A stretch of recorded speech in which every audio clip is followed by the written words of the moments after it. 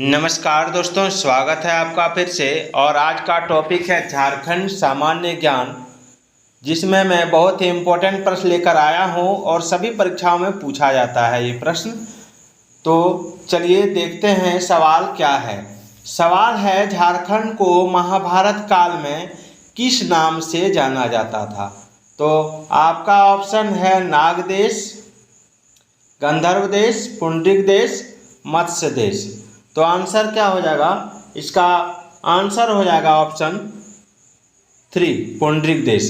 याद रखिएगा कि महाभारत काल में झारखंड को पुंडरिक देश के नाम से जाना जाता था। चलिए अगला सवाल देखते हैं। अगला सवाल है,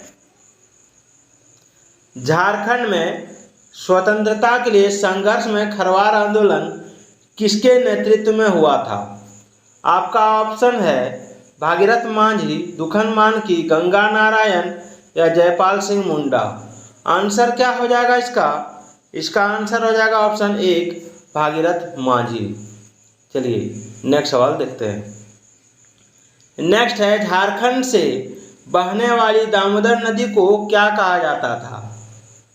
आपका ऑप्शन है बिहार का शोक, झारखंड का शोक या फिर बंगाल का शौक या इनमें से कोई नहीं। तो इसका सही आंसर क्या होगा? इसका सही आंसर हो जाएगा ऑप्शन 3, बंगाल का शोक। दामोदर नदी का उद्भव पलामू के लातेहार जिला के उत्तर पूर्वी भाग से होता है और प्राचीन साहित्य में इसे देवनद के नाम से संबोधित किया गया है, याद रखिएगा। और दामोदर नदी अपने सहायक नदियों के साथ झारखंड में 290 किलोमीटर प्रवाहित होकर बंगाल में प्रवेश करती है और हुगली में मिल जाती है। चलिए अगला सवाल देखते हैं। अगला सवाल है, सिंहभूम के पास जादूगोड़ा किसके लिए प्रसिद्ध है? कोयला की खानें, यूरेनियम की खानें, बॉक्साइट की खानें या ब्रैक की खानें? तो सही आंसर क्या होगा वो आपको बताना है। तो देखिए इसका सही आंसर हो जाएगा ऑप्शन 2, यूरेनियम की खानें। जादूगोड़ा की खान यूरेनियम की प्रमुख उत्पादक खान है।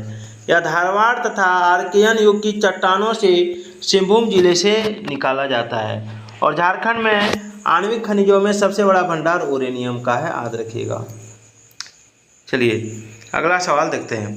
अगला सवाल है, छोटा नागपुर काश्तकारी अधिनियम 1908 की धारा 71A जो अनुसूचित जनजातियों के गैर कानूनी रूप से अंतरण किए गए जमीन में अनुसूचित जनजाति के सदस्यों का अधिकार बहाल करने की शक्ति प्रदान करता है, इसे डैश कानून द्वारा डाला गया है। तो आंसर क्या होगा आपको बताना है।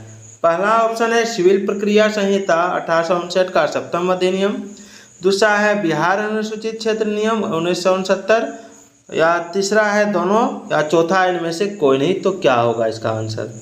तो देखिए इसका आंसर हो जाएगा ऑप्शन 2, बिहार अनुसूचित क्षेत्र नियम 1969। चलिए अगला सवाल देखते हैं।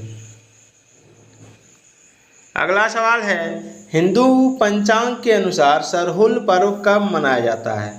आपका ऑप्शन है सावन मेला, फाल्गुन में या बैसाख में या चैत्र में। तो क्या हो जाएगा इसका आंसर? तो इसका आंसर हो जाएगा ऑप्शन 4, चैत्र महीना में। यह झारखंड के आदिवासियों का सबसे बड़ा पर्व है। यह पर्व कृषि कार्य प्रारंभ करने के पूर्व मनाया जाता है, याद रखिएगा। और मुंडा, उराव एवं संथाल जनजातियों में यह पर्व क्रमशः सरहुल, खद्दी एवं बाहा के नाम से भी जाना जाता है। चलिए अगला सवाल देखते हैं। बेतला राष्ट्रीय उद्यान मुख्यतः किस जिले में अवस्थित है? आपका ऑप्शन है लातेहार, धनबाद, सिंहभूम, कोडरमा। तो देखिए इसका सही आंसर हो जाएगा ऑप्शन 1, लातेहार। लातेहार जिला में रांची डाल्टनगंज मार्ग से 156 किलोमीटर की दूरी पर दक्षिण की ओर अवस्थित है, जहां 25 किलोमीटर के भीतर बेतला पार्क है और पास ही चेरो राजा मेदिनी राय का किला भी स्थित यहीं है। चलिए अगला सवाल देखते हैं। अगला सवाल है, झारखंड का सर्वाधिक गर्म जल कुंड जिसे सूर्य कुंड कहा जाता है किस जिले में स्थित है? आपका ऑप्शन है रांची, हजारीबाग, धनबाद, बोकारो। तो सही आंसर क्या होगा? ऑप्शन 2 हजारीबाग। हजारीबाग जिले में स्थित यह झारखंड का सर्वाधिक गर्म जलकुंड है, जहां भूमिगत जल स्तर तथा धरातल का प्रतिच्छेदन होता है और वहां धरती का जल बाहर निकलने लगता है, जिसे गर्म जलकुंड कहा जाता है। याद रखिएगा। चलिए अगला सवाल है, कपास उत्पादन के लिए सर्वाधिक उपयुक्त कौन सी मिट्टी है? आपका ऑप्शन है लाल मिट्टी, लेटेराइट मिट्टी, काली मिट्टी, बलुआ मिट्टी। क्या होगा आंसर?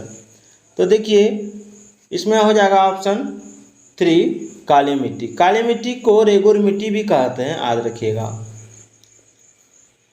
अगला सवाल है, अमेरिका की टेनेंसी नदी घाटी परियोजना के आधार पर दामोदर नदी घाटी की स्थापना की गई और उस परियोजना पर कितने बांध हैं? 1948 8 बांध, 1942 3 बांध, 1956 4 बांध, 1939 7 बांध। ये कब की गई इसकी स्थापना और इस पर कितने बांध है, ये आपको बताना है। तो देखिए इसका आंसर क्या हो जाएगा? इसका आंसर हो जाएगा दामोदर नदी घाटी परियोजना की स्थापना 1948 में की गई थी। 1948 में की गई थी और इस पर 8 बांध निर्मित है। और इस परियोजना के अंतर्गत 8 बांध, 1 अवरोधक बांध एवं 3 तापीय विद्युत केंद्र है। याद रखिएगा, ऑप्शन 1 इसका सही आंसर है। चलिए झारखंड के प्राचीन राजवंश में सूतिया नागखंड किससे संबंधित है? आपका ऑप्शन है राज्य से संबंधित, नृत्य से संबंधित, साहित्य से संबंधित या इनमें से कोई नहीं। क्या हो जाएगा इसका आंसर? देखिए इसका आंसर हो जाएगा आपका ऑप्शन 1 राज्य से संबंधित। चलिए अगला सवाल देखते हैं। अगला सवाल है, संथाली भाषा संविधान की 8वीं अनुसूची में वर्ष डैश में आई? 2001, 2003, 2002, 2000 में।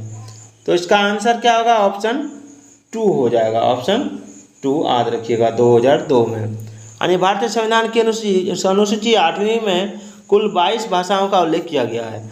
अब मूल रूप से 8वीं अनुसूची में 14 भाषाएं शामिल थी और वर्ष 2003 में 92वां संशोधन द्वारा झारखंड के संथाली भाषा को 8वीं अनुसूची में मैथिली, डोंगरी तथा बोडो भाषाओं के साथ शामिल किया गया है।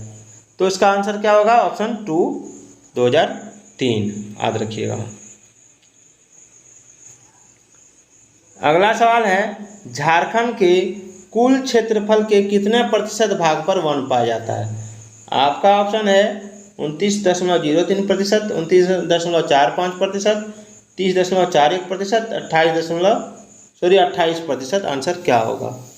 तो इसमें देखिए भारत का जो केंद्रीय वन एवं पर्यावरण मंत्रालय वन रिपोर्ट 2013 के अनुसार झारखंड में 23,473 हेक्टेयर क्षेत्र है, जो कुल क्षेत्रफल का 29.45% वन है। तो 29.45 यानी ऑप्शन 2 हो जाएगा इसका आंसर। चलिए चंद्रगुप्त मौर्य के गुरु चाणक्य द्वारा लिखित पुस्तक अर्थशास्त्र में उद्धत कुक्कुट क्षेत्र का तात्पर्य किससे है? सोना से, कृषि से, स्थान से, इनमें से कोई नहीं। आपको आंसर बताना है। तो इसका आंसर हो जाएगा ऑप्शन 1 सोना से। चाणक्य द्वारा लिखित अर्थशास्त्र में यह उद्धत है कि दक्षिण भाग में विभिन्न प्रकार के धातु, लोह, जस्ता, तांबा, सोना आदि पाए जाते हैं और अर्थशास्त्र में इस क्षेत्र को कुक्कुट क्षेत्र कहा जाता है। याद रखिएगा। चलिए झारखंड के किस नृत्य शैली को राष्ट्रीय एवं अंतर्राष्ट्रीय प्रसिद्धि मिली है? पाइका, जदूर, जतरा, छऊ। तो देखिए इसमें आंसर हो जाएगा ऑप्शन 4। नहीं, इसमें आंसर हो जाएगा हाँ ऑप्शन 4 ही होगा। ऑप्शन 4 छऊ। याद रखिए। तो आज का ये वीडियो आपको कैसा लगा जरूर बताइएगा। तो फिर मिलते हैं अगले वीडियो में, तब तक के लिए जय हिंद जय भारत।